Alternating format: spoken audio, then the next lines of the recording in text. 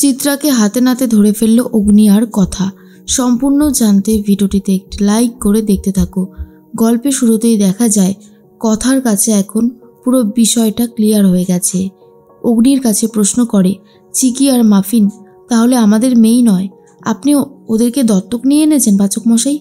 আর আপনি এত বড় একটা সত্যি কথা আমার কাছ থেকে এইভাবে লুকিয়ে যেতে পারলেন? অগ্নি তখন বলে, কথা, আজ আমি তোকে সব সত্যিটা বলবো, কেন আমি ঠিক এরকমটা করেছি। তোর কাছে আমার অনেক কিছু বলার আছে। তখনই কথা কান্নায় ভেঙে পড়েছে। কথা বলে, পাচক মশাই আমি আর কি শুনবো? যেই সত্যি কথাটা আপনি আমাকে আজকে বললেন, এর থেকে বড় সত্যি আর কি হতে পারে? অগ্নি তখন বলে, আছে, এর থেকেও অনেক বড় একটা সত্যি কথা আছে যেটা তুই এখনো জানিস না। কথা বলে, আর কি বলতে চাইছেন আপনি আমাকে?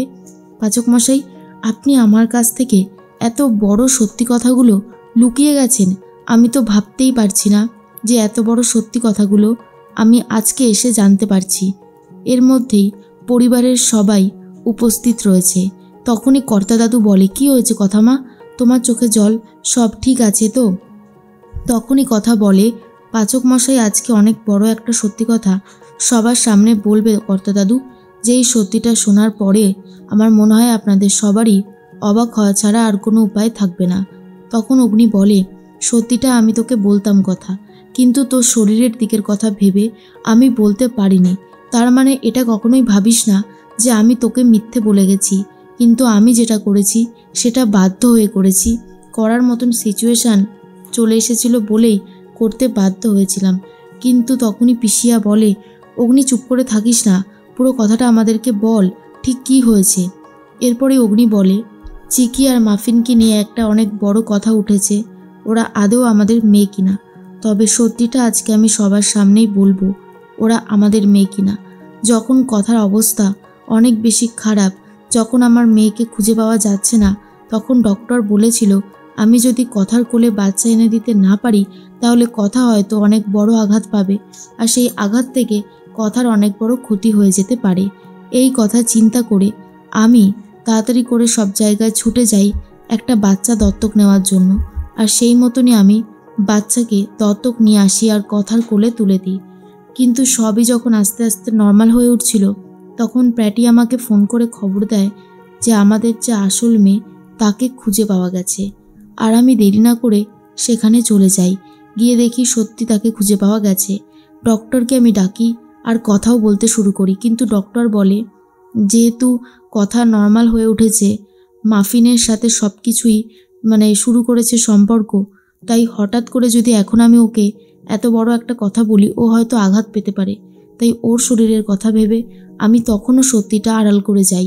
আর জুনি আমাকে অনেক সাহায্য করেছে। জুনি আর আকি একটা ডিসিশন নেয় যে তারা আরেকজনকে নিজেদের সন্তান বলে পরিচয় দেবে। আসলে চিকি হলো আমাদের নিজেদের সন্তান, আর মাফিনকে আমি নিয়ে এসেছিলাম।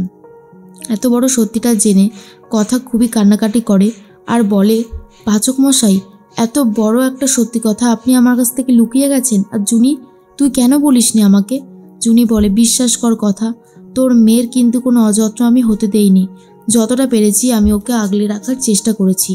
এরপরেই কথা বলে, আমি জানি তুই আমার থেকেও হয়তো অনেক ভালো করে চিকিকে আগলে রেখেছিস, কিন্তু এত বড় একটা সত্যি কথা তোরা আমাকে বলিসনি, আমার কতটা খারাপ লাগছে বলতো।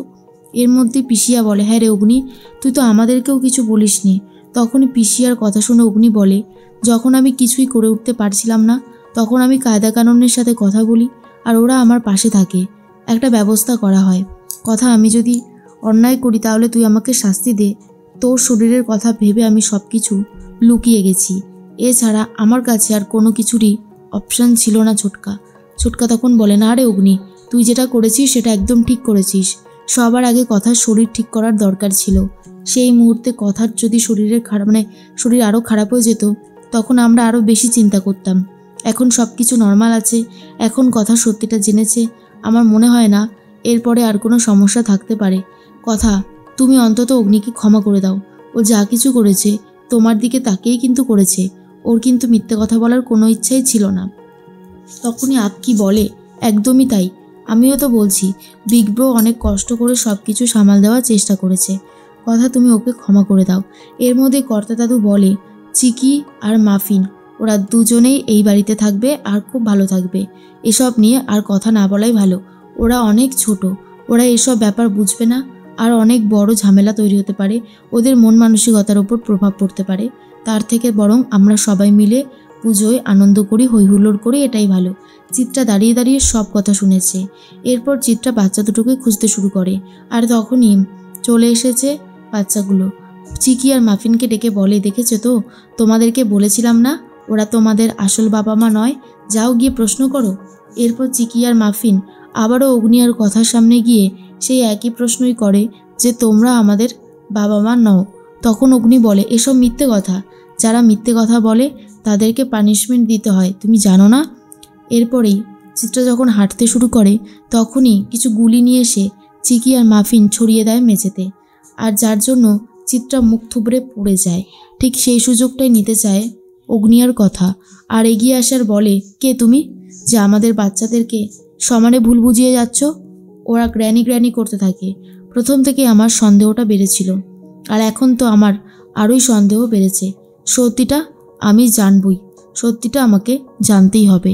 এরপরে চিত্রা বলে, এত কাছে এসেও ধরা পড়ে যাব? না না, আমাকে যেভাবেই হোক এখান থেকে পালানোর একটা ব্যবস্থা করতে হবে। চিকি আর মাফিন বলে, এই গ্র্যানি আমাদেরকে এই সমস্ত কথা বলেছে, না হলে আমরাই বা কি করে এই সমস্ত কথা জানবো, তাই না কথা মা? তখনই কথা বলে, জানি তো, তোমাদের মনের মধ্যে বিষ ঢুকিয়ে দিয়েছে, তোমরা অনেক ছোট, তোমাদেরকে যে সমস্ত কথা বলেছে সেগুলোতে আমরা প্রতিবাদ জানাচ্ছি। চিত্রা বলে, এইবার মনে হচ্ছে কথার হাত থেকে আমাকে আর কেউ বাঁচাতে পারবে না। অগ্নি আর কথা দুজনেই চিত্রাকে ধরে ফেলে।